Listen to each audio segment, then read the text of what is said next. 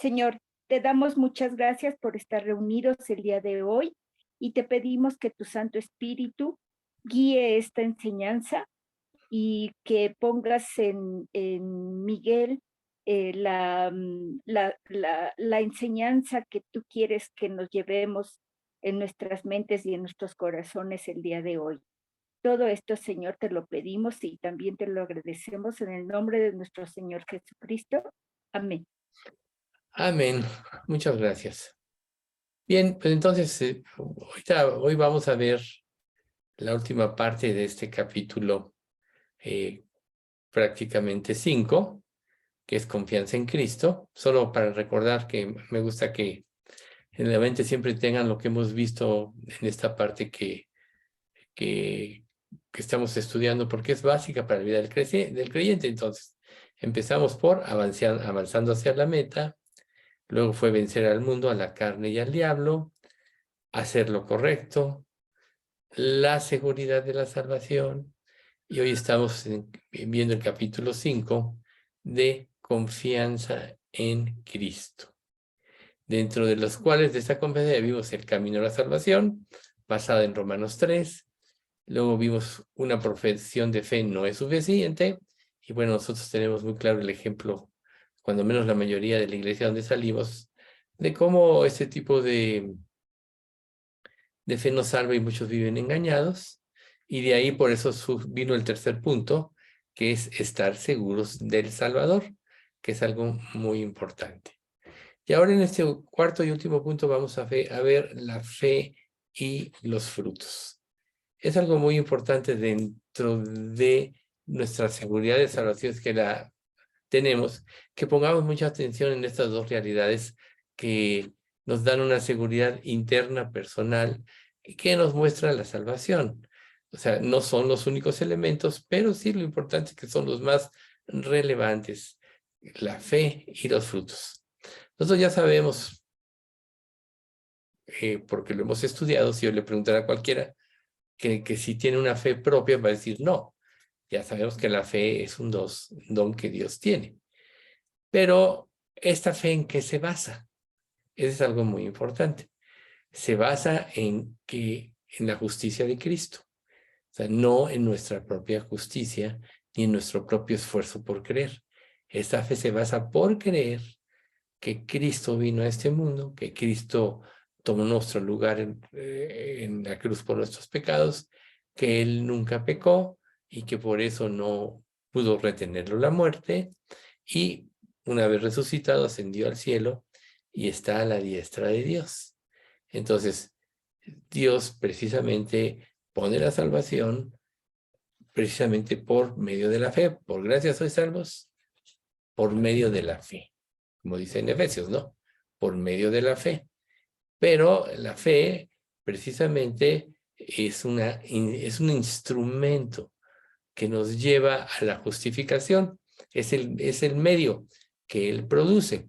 Por eso dice la Escritura que sin fe es imposible agradar a Dios.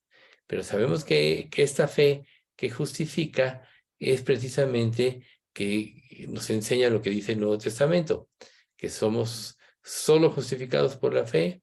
Y aquí en la preposición por que es muy importante dentro de esta, es que esta acción, esta preposición produce algo.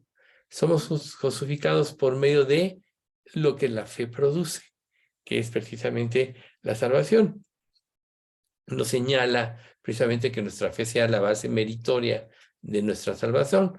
Por eso es que es un don. La base meritoria es lo que Cristo hizo en la cruz, y precisamente creer lo que Cristo hizo en la cruz es lo que nos permite ver esas realidades de lo que Jesús vivió. Recordemos, por ejemplo, que Dios, cuando cuando Jesús resucita y no está, Tomás le dice, bueno, yo no voy a creer si no meto mis dedos en su herida, etcétera, ¿no?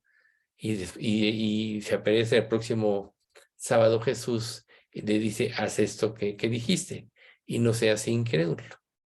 Dice, creíste porque viste.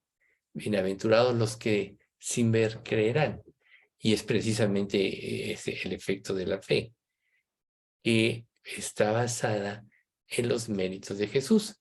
Y por eso es tan importante que nosotros no dejemos de meditar mucho en la vida de Jesús. Recuerden que ya habíamos mencionado recientemente la importancia de los evangelios en la Biblia. Toda la Biblia es una unidad, es la palabra de Dios, es Dios revelado a los hombres. La Biblia, podríamos decir, es Jesús revelado a los hombres, por eso has engrandecido tu nombre y tu palabra por sobre todas las cosas. Pero los 4 evangelios que narran la vida de Jesús y que cada uno de ellos tiene un enfoque diferente, como siervo, como rey, como sacerdote y como Dios. Cada uno tiene un enfoque, nosotros tenemos que estudiarlos muy profundamente para que nuestra confianza nos lleve a que todo esto que Jesús vivió cuando vino a este mundo es una realidad. Recuerden que al poco tiempo de que Jesús ascendió a los cielos y empezaron los discípulos en el poder del Espíritu a predicar, como el primer discurso de Pedro en el libro de Hechos, donde prácticamente actúa el Espíritu Santo y él les dice, ustedes condenaron al autor de la vida, etc. Y dice que todos se llenaron de profunda convicción y dijeron, ¿qué haremos? O sea, estaba actuando el poder de Dios, pero muchas personas al poco tiempo empezaron a negar que Cristo había venido en carne, que todo lo tenemos ya adentro, solo hay que hacer que se manifieste, y muchas desviaciones de ese tipo pasaron. Entonces, ¿qué pasa cuando una persona no tiene firmes sus convicciones en cuanto a lo que dice creer? Cuando viene un falso argumento que puede tener lógica humana, va a dudar. Y esa fe, y esa no va a ser una fe. O sea, la fe verdadera hace que no te muevas de lo que Dios revela y donde has creído. Por eso, volvemos a Hebreos 11:1. Es la certeza de lo que se espera, la convicción de lo que no se ve. Ninguno de nosotros estuvo presente cuando Jesús murió y cuando Jesús resucitó. ¿Por qué podemos creer? Porque todas estas verdades el Espíritu Santo las hace una realidad en nuestra mente. Y las verdades de la palabra, como están de acuerdo a nuestra conciencia, se acoplan para confirmar que lo que estamos oyendo es verdad. Pero ¿qué pasa si no tenemos un conocimiento profundo de la palabra de Dios? Cualquier desviación, por más sutil que sea, nos va a hacer dudar y ya no vamos a estar viviendo en la fe.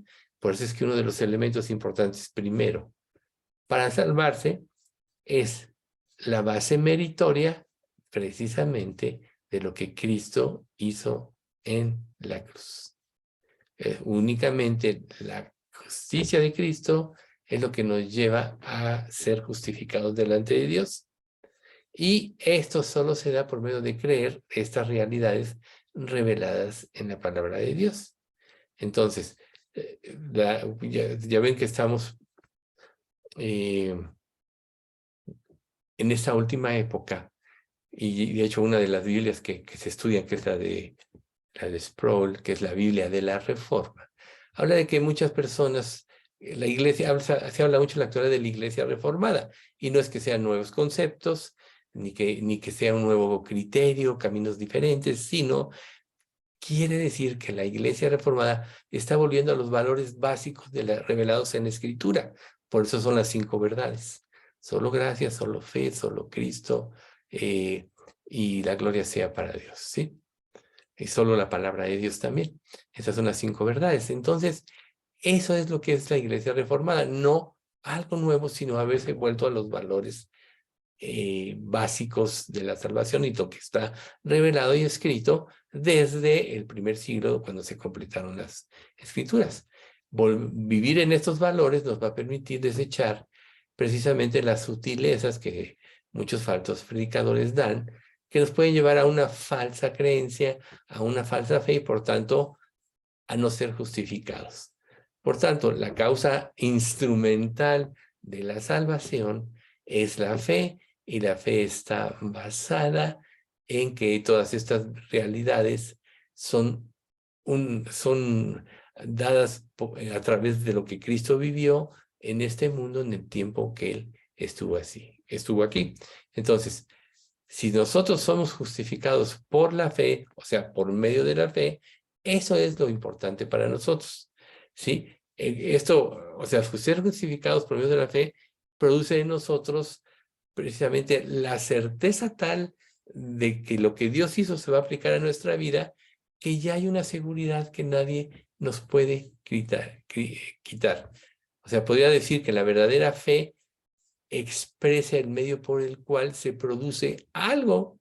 ¿Y qué es este algo? La confianza de que lo que Cristo hizo en la cruz es una realidad y que cuando nosotros ponemos nuestra esperanza en ellos, somos exactamente justificados por medio de la fe. Recuerden que esta fe nunca va a ser una base meritoria en nosotros. O sea, nadie puede tener esta fe por sí mismo. Esta fe es algo que el Espíritu Santo nos da cuando nosotros previamente reconocemos nuestra incapacidad de cambiar, reconocemos nuestra incapacidad de ser justificados y ponemos nuestra confianza en lo que Cristo hizo en la cruz. Eso se llama primero arrepentimiento, como hemos dicho, y lo repetimos y lo seguiremos repitiendo, matar nuestro orgullo, matar nuestra suficiencia, creerle a Dios. Eso significa el arrepentimiento. Y cuando estamos en esa convicción, entonces las verdades de la Biblia ya no tienen oposición en nuestra mente a ser, ¿cómo podríamos decir? A quitarle su mérito. Ya no te pueden llevar a la duda porque no hay quien defienda. O sea, todos los seres humanos naturalmente vamos a defender nuestra posición. Si alguien te agrede o te dice cualquier cosa, eres un mentiroso, porque hiciste esto. No, yo no quise decir esto, sino que quise decir lo otro. Inmediatamente empiezas a justificarte. Si Dios te dice, eres pecador, no, no soy pecador, o no soy tan pecador, o sí soy pecador, pero he hecho cosas buenas también. O sea, todo ese tipo de situaciones te impiden la verdadera fe. Pero cuando la realidad de lo que Jesús hizo en la cruz está en tu mente, quiere decir que no hay nada en ti de lo que hayas hecho o puedas hacer que te pueda llevar a creer. Entonces, cuando tú reconoces esto, es cuando en tu mente ya la estás vaciando de falsos conceptos, podríamos decirlo, y entonces la verdad puede entrar. Por ejemplo, ¿qué pasa para que cuando se siembra, la semilla que se siembra pueda dar un fruto? Lo primero que tiene que hacerse es barbechar el terreno, o sea, quitar todas las plantas malas, todas las piedras, romper los terrones que puedan impedir que se siembre la semilla y crezca sola. O sea, tiene que haber un aspecto de, un efecto de limpieza.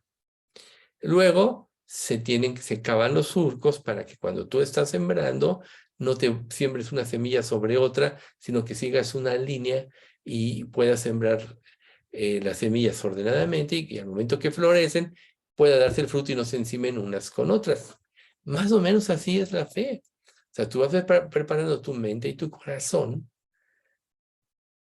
al quitar de cualquier área o cualquier forma de justificación en ti y vas dando paso a las verdades de la Biblia. Por eso vimos la parte de Romanos 3, que no hay justo ni a un uno, que no hay quien entienda, que no hay quien busque a Dios, que todos se desviaron, aún se hicieron inútiles, que no hay quien haga lo bueno, no hay ni siquiera uno. Entonces, cuando estamos en esta posición y la reconocemos, prácticamente nos estamos arrepintiendo. Y reitero, entonces damos paso a que las verdades espirituales reveladas en la Biblia cobren vida en nosotros. Todo este trabajo lo hace el Espíritu Santo. Y cuando estas realidades espirituales cobran vida, entonces es cuando nosotros podemos poner nuestra fe y nuestra esperanza en aquel que pagó por nuestros pecados y que dio todo y que pagó el juicio en la cruz para que pudiésemos nosotros ser justificados delante de Dios. Entonces podríamos decir que la fe es el agente que nos une a Cristo, y cuando nosotros y propicia que nosotros creamos en Él. Y aquí hay un término griego que se usa, que es eis, así como andéis, que significa en o dentro de. O sea, para que andéis como es digno del Señor, agradándole en todo. Para que andéis en el Señor, o dentro del Señor, o dentro de sus enseñanzas, o vivas la palabra de Dios que se está dando. Entonces, cuando nosotros tenemos fe, vinculamos a Cristo con las realidades espirituales y nos da la certeza de que estamos en Él cuando ponemos nuestra confianza. Podríamos decirlo de otra manera. Es una unión espiritual, una unión mística, una unión verdadera que es la que nosotros tenemos. Y cuando nosotros somos unidos a Cristo y somos hechos sus hijos y somos adoptados en la familia de Dios, entonces las cosas cambian. Por eso dice en Juan 1:12, mas a todos los que le recibieron, a los que creen en su nombre, les dio potestad de ser hechos hijos de Dios. Entonces, nuestra confianza en nuestra salvación no está basada, reitero, en nuestra justicia, ni en nosotros mismos, o en nuestras obras, o en todo lo que tú puedas idear fuera de Cristo. La verdadera confianza está basada en lo que Cristo hizo en la cruz. Ahí es donde vamos a tener la certeza plena de la salvación. Si tú no tienes claros estos conceptos, nunca vas a tener esa seguridad. Y entonces cualquier circunstancia te va a afectar y va a afectar tu fe. Cuando la fe es verdadera, estás anclado, como dice Mateo 7 al final, sobre la roca, ¿no? Primero dice Mateo 7, no todo el que me dice Señor, Señor, entrará en el reino de los cielos, sino el que hace la voluntad de mi Padre que está en los cielos. Y en primera de Juan dice, y esa es la voluntad del Padre, que creáis en el nombre del Señor Jesucristo. Esta es la voluntad de Dios, que creamos en Cristo. Entonces aquí nosotros estamos conjuntando precisamente que no es nombrar el nombre de Dios, no es decir me arrepiento, sino es una actitud de corazón que surge del verdadero arrepentimiento y de hacer una realidad las verdades espirituales reveladas en la Biblia. Por eso es que nunca nadie va a poder tener confianza real en sí mismo si no sigue estos pasos. Y por eso muchos dicen que están en Cristo, pero no están en Cristo porque no están fundados en la roca. Y es precisamente lo que sigue en Mateo. Primero dijimos, no todo el que me dice Señor, Señor entrará en el reino de los cielos, sino el que hace la voluntad de mi Padre que está en los cielos. Y luego dice, Señor, Señor, no profetizamos en tu nombre, y en tu nombre hicimos muchos milagros, y en tu nombre echamos fuera demonios. O sea, puede haber señales, puede haber convincencia, ¿no? Te pueden aparentemente convencer, pero la realidad es que no hay un cambio real interno. Por eso sigue diciendo Jesús, por tanto, todo aquel que oye estas mis palabras y las hace, lo compararé a un hombre prudente que edificó su casa sobre la roca. Entonces, si te das cuenta, ahí es donde está el primer paso. Sobre la roca, que es escrito sobre las verdades espirituales. Entonces, sobre lo que Jesús declaró, sobre lo que el Espíritu Santo inspiró en los profetas y en los apóstoles. Por eso la palabra es unidad y es un conjunto de verdades que significan en conjunto la verdad. Y conoceréis la verdad y la verdad os hará libres. ¿Libres de qué? De la esclavitud del pecado y de muchas otras cosas. Para que vayas y creas en lo que Dios revela. Entonces, la salvación nunca va a estar basada en una confianza en nosotros mismos, sino confianza en lo que Jesús hizo en la cruz. Y eso es lo que nos va a dar la certeza, la convicción de que la obra de Jesucristo en la cruz es perfecta. Por eso en ninguno hay otro de salvación. Por eso Jesús dijo, yo soy el camino y la verdad y la vida. Y la vida y nadie viene al Padre sino por mí. ¿Por qué? Porque solo Jesús cumplió todos los estándares de Dios, que Dios dio en la ley. Y al cumplirlos y morir sin culpa, tomó nuestro lugar por el juicio de los pecados. Y ahí es donde está esa realidad. No tú, sino Jesús. Volvemos al punto. Por gracia sois salvos, por medio de la fe. Y esto no de vosotros, pues es don de Dios. Por tanto, aún la confianza en esto nunca va a depender por sí de nosotros mismos, sino de quién es Jesús y lo que Él hizo en la cruz. Y esto nos va a dar mucha claridad en cuanto a la certeza de que Él es capaz de salvar a su pueblo. Como dice Hebreos, por lo cual puede salvar perpetuamente a los que por Él se acercan a Dios, viviendo siempre para interceder por ellos. Fíjense qué hermoso pasaje. Puede salvar perpetuamente. Entonces, ¿qué pasa si Cristo ha pagado el precio de nuestra salvación? Entonces, cuando nosotros tenemos esa fe basada en lo que Dios promete y hemos hecho a un lado nuestra suficiencia y todo pensamiento que se levanta en contra del conocimiento verdadero de Dios, somos liberados. Por eso 1 Corintios 7:23 dice, por precio fuisteis comprado. No os hagáis esclavos de los hombres. O sea, si tú no crees en las verdades de una u otra manera, te vas a hacer esclavo de algo. Si Dios no es el rey de tu vida, algo va a tomar su lugar. Y ya sabemos nosotros que todo lo que toma su lugar no viene de Dios, es un ídolo.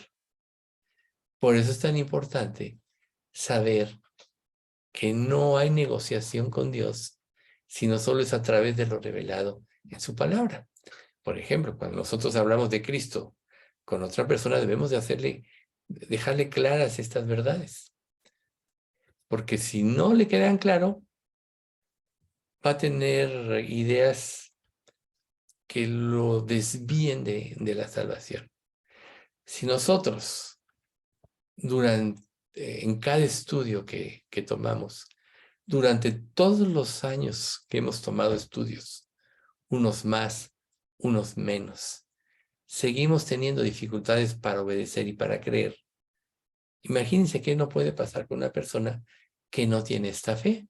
Bueno, lo que puede pasar es que no depende de nosotros, sino de la obra que Dios está haciendo a través de su Espíritu Santo en esta persona. Pero, ¿cómo vas tú a convencer a una persona de lo que no crees? ¿O cómo vas tú a mostrar este tipo de realidades si no están bien asentadas en ti y en tu corazón? Por eso es tan importante saber que Jesús se ofreció como una oblación, o sea, como una ofrenda y sacrificio ante el Padre por nosotros. Y es el único que nos puede redimir. Y que lo más importante y la más grande esperanza que nos da es que nos hace parte de su familia, ¿no? A todos los que recibieron les dio potestad de ser hechos hijos de Dios. Pero además, una vez que estamos en Cristo, Él ya siempre va a estar a nuestro favor intercediendo por nosotros. Como dice 1 Juan 2:1, hijitos míos, estas cosas os escribo para que no pequéis. Y si alguno hubiere pecado, abogado tenemos para con el Padre, a Jesucristo el justo. O sea, Jesús no nada más murió por nosotros, venció al pecado, sino que ascendió a los cielos, tomó su lugar en la gloria al lado del Padre y está puesto como un juez para justificarnos delante de Dios, no justificar el pecado, sino para justificar de acuerdo a la justicia que Él ya tuvo en la cruz, que fue la que nos redimió. Esa es la fe. Entonces tenemos nosotros que entender que la confianza en nuestra salvación debe de reposar en la confianza que tenemos en nuestro Salvador. Y si tenemos confianza en nuestro Salvador, ¿qué tanto le estamos obedeciendo? Ahí es lo que tú tienes que preguntarte. ¿Qué tanto le estás obedeciendo? ¿Cuántas veces tú puedes no acercarte a Dios tratando aún de guiarlo a lo que tú quieres que haga? ¿O cuántas veces tú no te acercas ante una persona espiritual, así como un pastor, para pedir un consejo y tratas de orientar las cosas o plantearlas de manera que te diga lo que tú ya decidiste hacer o lo que tienes que hacer? Eso es tan común. Por eso es tan difícil discernir a veces lo que realmente le pasa a una persona si no es por el Espíritu Santo. Pero todo esto solo es un ejemplo de lo que es no tener la posición correcta de la fe que nos da la seguridad. Si tú tienes seguridad en lo que Cristo hizo en la cruz, vas a tener seguridad en tu salvación. Y si tienes seguridad y crees lo que Él revela, automáticamente lo vas a obedecer, lo vas a seguir. Y si Él promete o prometió salvarnos de forma plena, o sea, completa y en forma eterna, si en realidad depositamos nuestra fe en Él, ¿dónde viene la duda? ¿O dónde viene el que tú quieras seguir un camino diferente? Querer hacerlo solo denota que no tienes una verdadera fe o no está verdaderamente cimentada. Pero tenemos que empezar siempre por el cimiento. ¿Cuál es el cimiento? Lo que dice la palabra de Dios. Ese es el cimiento. Si tú no tienes este cimiento, entonces, ¿cómo puedes tú fundamentar tu vida en Cristo? Recuerden, la Escritura misma dice que la piedra angular, o sea, la piedra más importante de la edificación, que es el cimiento de todo, es Cristo. Y todo lo que tú hagas después de esto va a depender si obedeces o no. Por eso en 1 Corintios 3 dice, pues si alguno edifica sobre este fundamento con heno, oro, plata, heno, hojarasca, la obra de cada uno se hará manifiesta. O sea, tú tienes que tener este cimiento y por eso lo estamos estudiando. Porque tú podrías decir, oye, pues todo eso que dices ya lo sé, ya lo hemos estudiado muchas veces, pero no tienes este orden de ideas que te puede permitir en un momento determinado fundamentar tu fe o saber o detectar algún error en el cual estás viviendo, y por eso Dios no te responde, por eso no obtienes en un sentido la bendición de Dios, por eso no le sirves como deberías servirle, por eso es que no te puedes entregar como deberías hacerlo. Recuerden, el amor de Cristo nos constriñe pensando esto, que si uno murió por todos, luego todos murieron, y por todos murió para que los que viven ya no vivan para sí, sino para aquel que murió y resucitó por ellos. Este es el efecto de la verdadera fe. Entonces, si tú no estás viviendo de esta manera, quiere decir que sobre el fundamento, sobre la piedra angular que es Jesucristo, estás edificando con madera, heno y hojarasca. Y cuando venga la prueba de fuego, todo eso se va a quemar. Y si realmente eres salvo, te salvarás así como de panzazo. Irás a la eternidad sin recompensa alguna, solo entrarás. Y será mucho en comparación a lo que vivimos, y estar con Cristo será mucho mejor, pero Dios te da dones para que le sirvas, para ir a darte recompensas, coronas, etcétera. Entonces, ¿qué sentido tiene tu vida si realmente no estás creyendo? Por eso es tan importante repasar el fundamento de la fe. Por eso es tan importante. Entonces aquí lo que deberíamos preguntarnos es si estamos realmente confiando en Cristo o no. Si estamos confiando, deberíamos percibir una sensación de confianza y seguridad en nuestros corazones. Nada te puede dar más seguridad que la verdad. Como dice un pasaje, pues nada podemos contra la verdad, sino por la verdad. Nada podemos contra la verdad, sino por la verdad. Y si esta verdad no rige tu vida, quiere decir que estás viviendo una mentira. Quiere decir que quizá desde el fundamento de tu fe estás mal, creíste o no has creído como debes de creer. Entonces, quizá la pregunta que tendrías que hacerte es, ¿realmente me fío de Cristo o tengo confianza en Cristo? ¿Realmente estoy en Cristo? ¿Estoy en eso? ¿Has puesto tu confianza para que Él te redima? ¿Qué significa esto?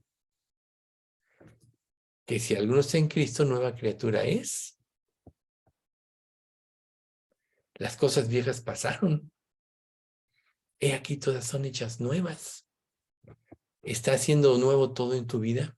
¿Se renueva cada día tu vida en tu confianza y en cosas que Dios te muestra y está trabajando en ti?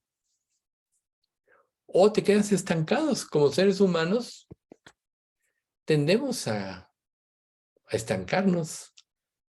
Dicho así coloquialmente, tendemos a sentarnos en la silla. Es como cuando determinas hacer ejercicio, ponerte a dieta. A lo mejor estás entusiasmado los primeros días y lo haces y todo, pero luego las cosas van tomando su curso y vuelves a la rutina y otra vez vuelves a lo de antes. Recuerden que la vida cristiana siempre va en ascenso. Es como la famosa cuesta en patines. Si tú no estás cada día ejercitándote en la fe y en la gracia, te vas a regresar. Imagínense que hay la historia de un pastor que en el lecho de muerte le habló a uno de sus discípulos y le dijo, oye, háblame de Cristo, porque realmente en este momento no estoy seguro a dónde voy a ir. Quiere decir que no ancló estas verdades en su vida, en su corazón, que no se cuestionó si realmente había creído. Entonces, estos dos cuestionamientos que acabamos de tener, ¿te fías realmente de Cristo? ¿Has puesto realmente tu confianza en Él o la pusiste para que Él te redimiera? Deben tener cierto grado de certeza en tu mente y en tu corazón. Porque cuando esto sucede, Dios mismo te da el testimonio, como dice Romanos 8:14. El Espíritu mismo da testimonio a nuestro espíritu de que somos hijos de Dios. El Espíritu Santo es el que te confirma. ¿Y qué pasa si tú no le haces caso al Espíritu Santo? Te muestra, tienes que cambiar, tienes que dejar de mentir, tienes que tomar un tiempo para pasar conmigo cada día, como todo lo que se enseña en cada estudio.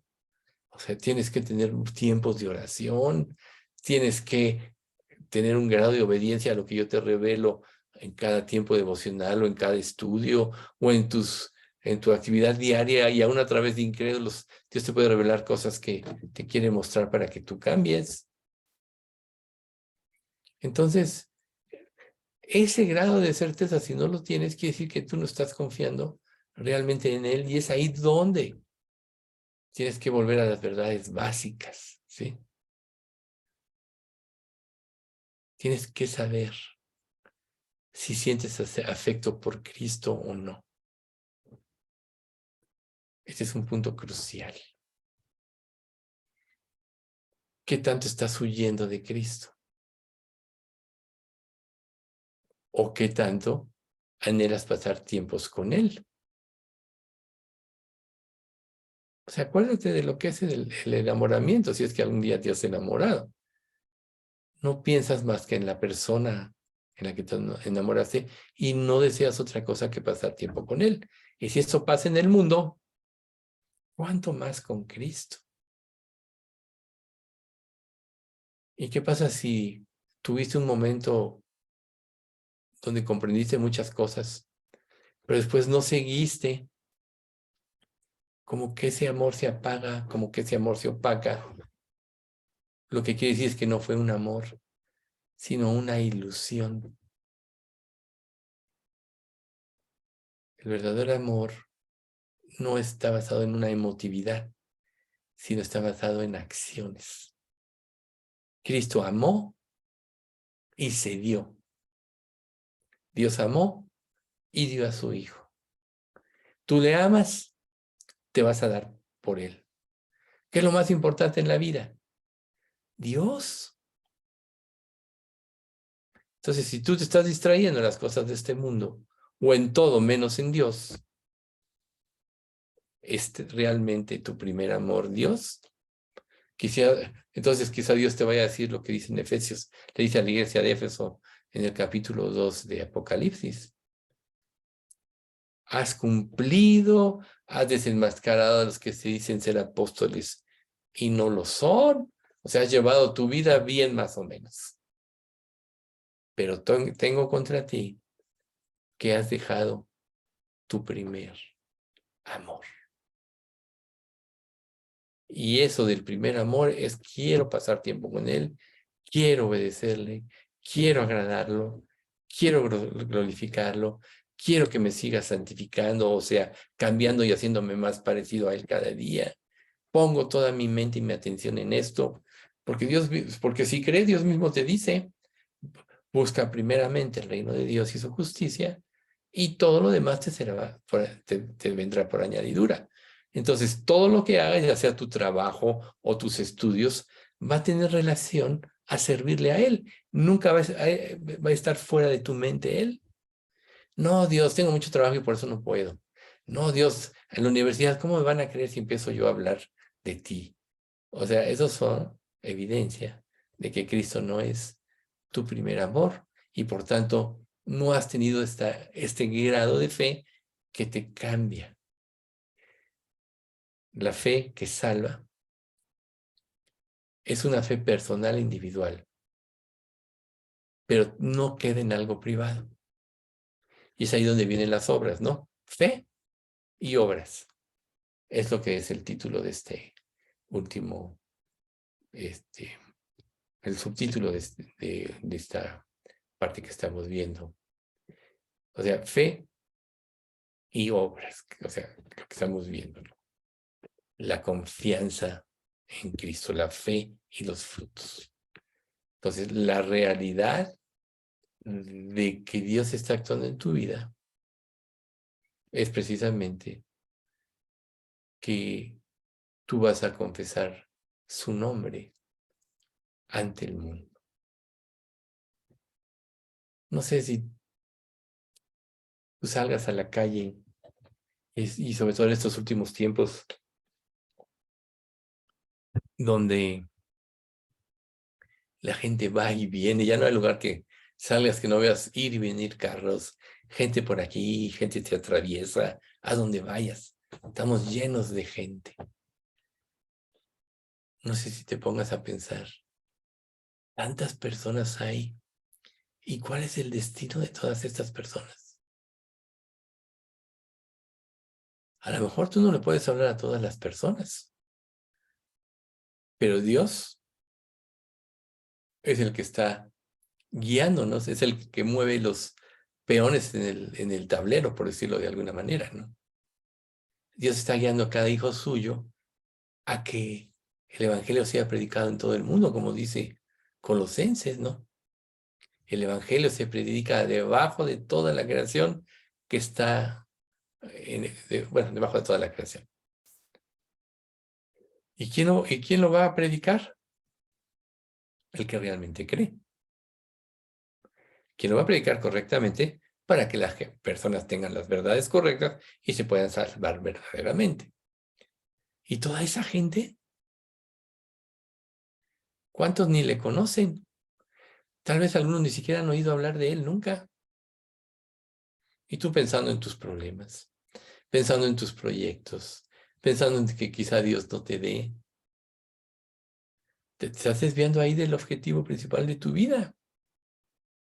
El objetivo principal de tu vida es ir por todo el mundo y predicar el evangelio. A tal grado que Mateo 10:32 dice, a cualquiera pues que me confiese delante de los hombres, yo también le confesaré delante de mi Padre que está en los cielos. Ahí está.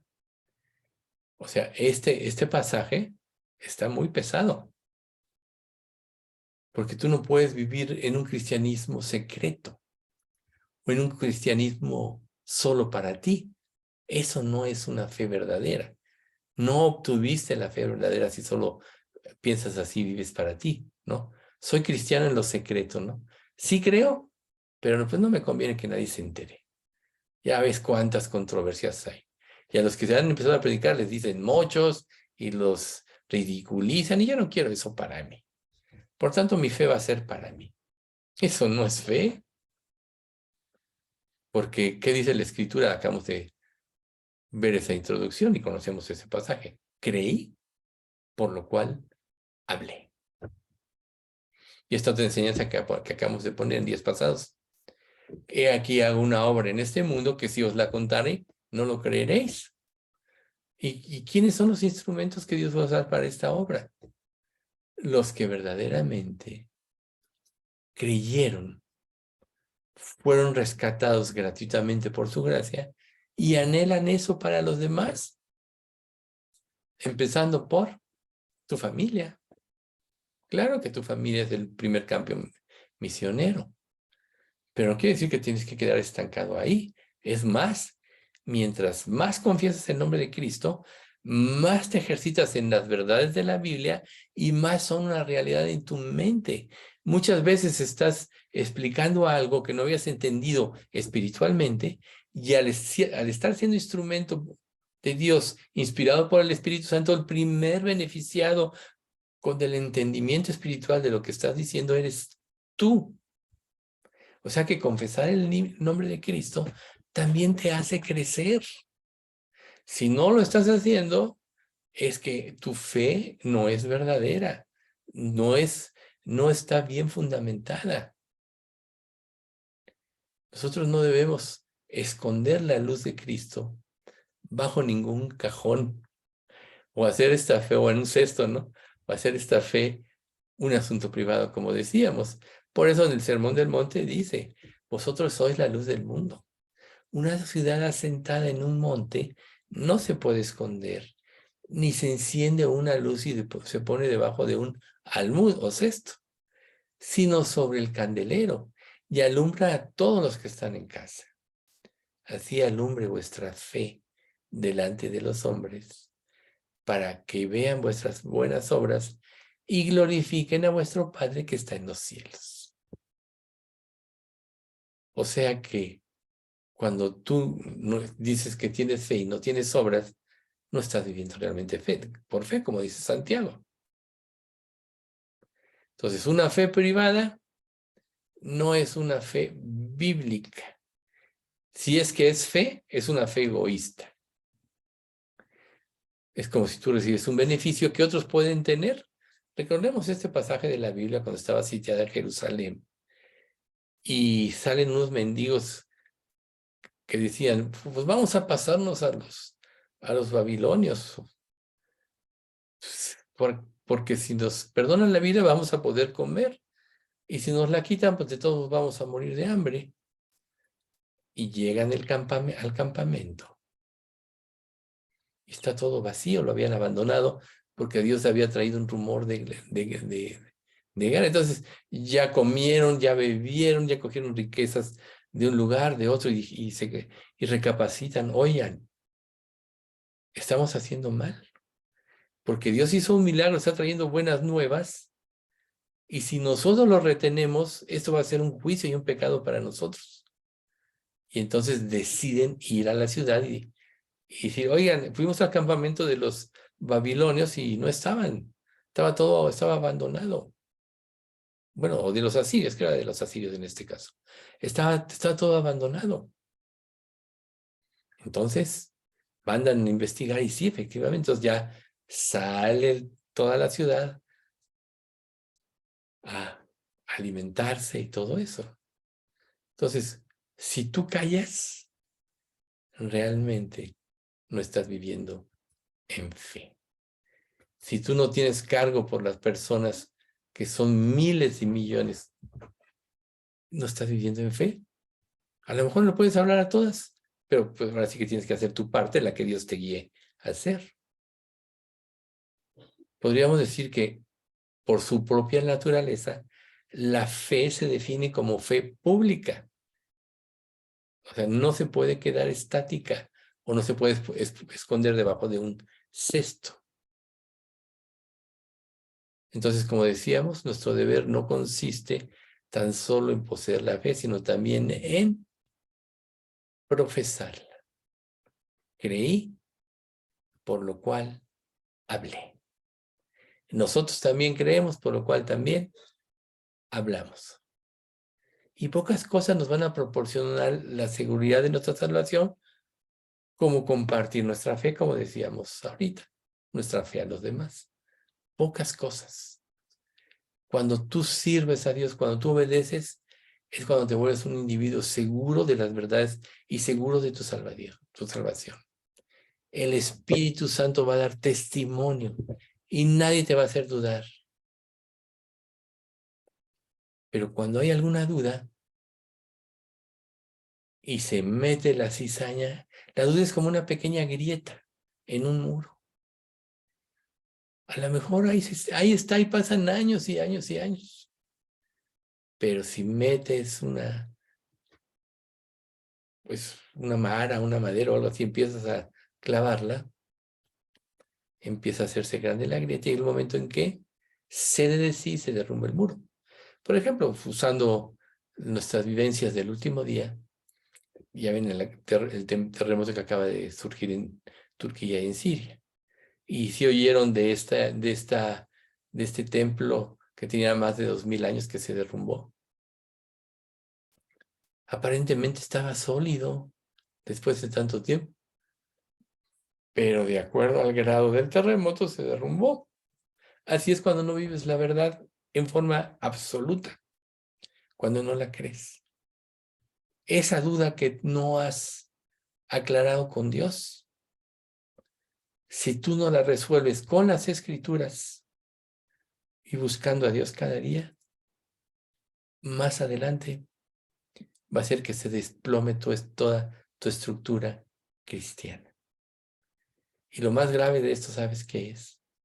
Que cuando no somos salvos y creemos que lo somos, tratamos de imitar la vida cristiana. Recuerden que Cristo dijo, venid a mí todos los que estáis trabajados y cargados y yo os haré descansar. ¿Verdad? O sea, Cristo te hace descansar si vienes a Él. Pero cuando tú no tienes una fe verdadera, entonces toda la vida cristiana la vas a tratar de llevar tú en tu fuerza. ¿Y hasta qué grado vas a llevar esa vida cristiana? Hasta el límite de tus fuerzas, porque no es Cristo quien está produciendo, sino tú mismo. O sea, es una falsa fe, una falsa vida basada en una falsa fe. Por eso aquí están estos cuestionamientos tan importantes. Y cuando llegues al límite de tus fuerzas, se va a derrumbar. Para ejemplificarlo de una manera más clara, los levantadores de pesas. Imagínate la competencia. Conforme van avanzando en la competencia, van aumentando el peso sobre ellos que van a levantar. Y muchos pues van decayendo y los que van triunfando, ¿hasta dónde van a aguantar? Hasta el límite de sus fuerzas. Llega un momento en que ya no pueden y entonces es donde se caen las pesas. Así se derrumba una vida cristiana que no está basada en la fe verdadera. Por eso es tan importante hacer notorios todos estos hechos. Porque las obras, consecuencia de la fe verdadera, es una de las marcas más importantes de la fe que salva, de la fe salvífica. No contribuyen en modo alguno a nuestra justificación, sino por ello, porque somos justificados, las tenemos. La fe viva inmediatamente empieza a producir fruto. Las personas que en verdad creen son transformadas día a día. Como dice Romanos 12, 1 y 2. Así que, hermanos, os ruego por las misericordias de Dios que presentéis vuestros cuerpos en sacrificio vivo, santo, agradable a Dios, que es vuestro culto racional. No os conforméis a este siglo, sino transformaos por medio de la renovación de vuestro entendimiento, para que comprobéis cuál sea la buena voluntad de Dios, agradable y perfecta. Estos dos pasajes son muy importantes, porque, como decíamos anteriormente, cuando crees en Cristo, forzosamente dejas de vivir para ti. Por tanto, ahí está el primer punto, el versículo 1. Tienes que presentar tu cuerpo en sacrificio vivo. Voy a renunciar a mis metas, voy a renunciar a lo que yo anhelo y deseo para seguir la obra de Dios, porque es más grande que todo lo que yo pudiera hacer o pensar. Rebasa mi más grande pensamiento. Y luego viene el versículo 2. No te conformes al sistema de pensamiento que hay en este mundo. ¿Cómo nos influye, cómo nos hace desviarnos de la verdad? Muchos piensan todavía que su vida está solucionada por el dinero. Si yo tuviera dinero, si tu vida está solucionada si cambiaras quizá de trabajo o si vivieras en otro lugar. No, eso no te soluciona nada.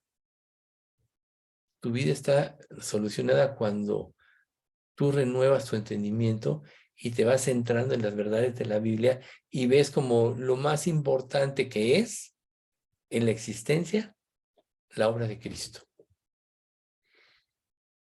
Y cuando haces esto, compruebas que la voluntad de Dios es buena, agradable y perfecta. ¿Por qué? Porque estás haciendo la voluntad de Dios y entonces el Espíritu te confirma, te alienta, te nutre. Cuando nosotros nos convertimos verdaderamente por tener una verdadera fe, esta fe y esta conversión no nos transforma por completo al instante. Si no, Pablo no diría, oh Gálatas insensatos, por quienes sufro dolores de parto, hasta que Cristo sea formado en vosotros. Dios, o sea, no se diría. Quiere decir que somos transformados. Dios nos da una nueva mente, un nuevo corazón, nos da la mente de Cristo, efectivamente, pero somos como niños espirituales. Por eso Pedro dijo, desead como niños recién nacidos la leche espiritual no adulterada para que por ella crezcáis para salvación. Por tanto, el proceso de cambio empieza al momento de la conversión y va en aumento. Primero, como dice 1 Corintios 1:30, por él estáis vosotros en Cristo Jesús, el cual nos ha sido hecho por Dios sabiduría para entender nuestra condición y tener la fe que salva. Una vez que nos humillamos, que nos arrepentimos, somos justificados por esta fe, y luego viene el proceso de santificación, hasta el momento en que nos llame a su presencia, que es el momento de la redención. Entonces, todos los creyentes estamos cambiando día con día. Y el cambio se da por ejercitarnos en la fe, en las verdades de la Biblia y en los mandamientos que Dios nos da, así como ir por todo el mundo y predicar el evangelio a toda criatura. Ese es el objetivo principal. Nada es más importante en tu vida que eso una vez que eres salvo. Nada es más importante. Entonces, para concluir, el fruto de la regeneración y de la morada en el Espíritu Santo en la persona crece desde el momento de la convicción. Es una realidad desde el momento de la conversión. Y va creciendo hasta que Cristo sea formado en nosotros. Pero ¿cómo Cristo va a ser formado en ti si no haces lo que Él quiere? Si Jesús mismo dijo, no puedo yo hacer nada por mí mismo, según oigo así juzgo, y mi juicio es verdadero porque no busco mi voluntad, sino la del que me envió, la del Padre. Jesús dijo, no busco mi voluntad. Imagínense que Jesús, estando aquí en la tierra, en un instante hubiera seguido su propia voluntad, ¿no hubiera sido el autor de la salvación? ¿Y quién puede decir que no fue enfrentado a pruebas que nadie nos podríamos imaginar? La Biblia nos narra algunas, pero en realidad el diablo siempre estuvo tratando de derribarlo.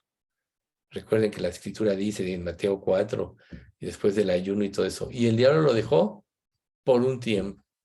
Luego la Biblia nos muestra lo de Pedro, ¿no? No, de ninguna manera te pase a ti esto. Y Jesús ve la influencia de Satanás tras esto y dice, quítate delante de mí, Satanás. Esas son las dos ilustraciones más importantes. Y en Getsemaní, donde ya iba él a enfrentar el juicio. Pero aun cuando él iba a enfrentar el juicio, que su angustia era tan grande que su sudor era como gotas de sangre. Señor dijo, si puede, pase de mí esta copa. Pero no sea como yo quiero, sino como tú. ¿Así vives en tu relación con Dios? Dios te pido esto, pero no sea como yo quiero, sino como tú. Y si no te lo da, te enojas. Si no te lo concede, dices, Dios no está conmigo. Cuando tú le dices, no sea como yo quiero, sino como tú, es porque estás reconociendo que la voluntad de Dios es buena, es agradable y perfecta, y vas a ser feliz, te dé o no te dé. Si te da, lo vas a poder disfrutar. Y si no te lo da, no era para ti. ¿Cuántas podemos estar atorados en esto, distrayéndonos en esto, no viendo la necesidad de los demás de recibir a Cristo por estarnos viendo a nosotros mismos? Ay, pobrecito de mí. A mí Dios no me hace caso. Dios bendice a otros creyentes, pero a mí no me bendice. ¿Por qué a él sí, por qué a mí no? ¿Acaso no son pensamientos que pueden estar pasando por tu mente? Claro que pasan. Pero cuando todo lo das, todo es un motivo de felicidad. Puedes compartir todo porque sabes que Dios a ti te tiene en el lugar perfecto, en el tiempo perfecto y en la situación correcta o perfecta para que le sirvas. Y si lo crees, le vas a servir y vas a estar manifestando tu fe por tus obras, como dice Santiago. Si no le crees, entonces vas a ser una víctima de la injusticia de Dios. ¿Cómo vas a confiar en ese Dios que no te da lo que quieres?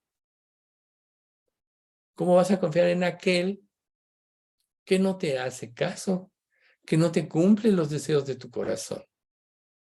Te digo una cosa, quizá ni siquiera deberíamos de tener deseos, o mejor dicho, el deseo de nuestro corazón debería estar basado en servir a Dios y en agradarle a Él.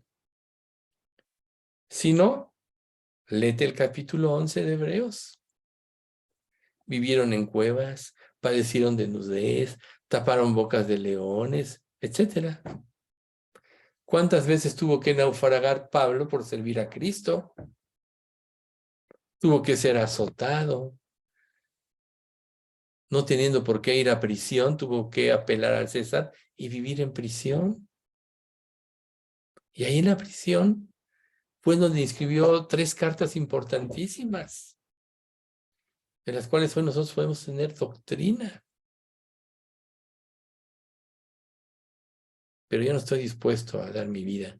Entonces no estás teniendo fruto, entonces debes de cuestionar si realmente estás viviendo por fe. Concluyendo, si realmente eres salvo, tienes que vivir para agradar a Dios y eso es lo más importante o va a ser lo más importante para tu vida. Olvídate de las cosas más materiales de este mundo. Olvídate de las bendiciones, porque tú darías todo, aún toda una vida de sufrimiento por estar en eternidad con Dios. Y Dios ya te la da en Cristo.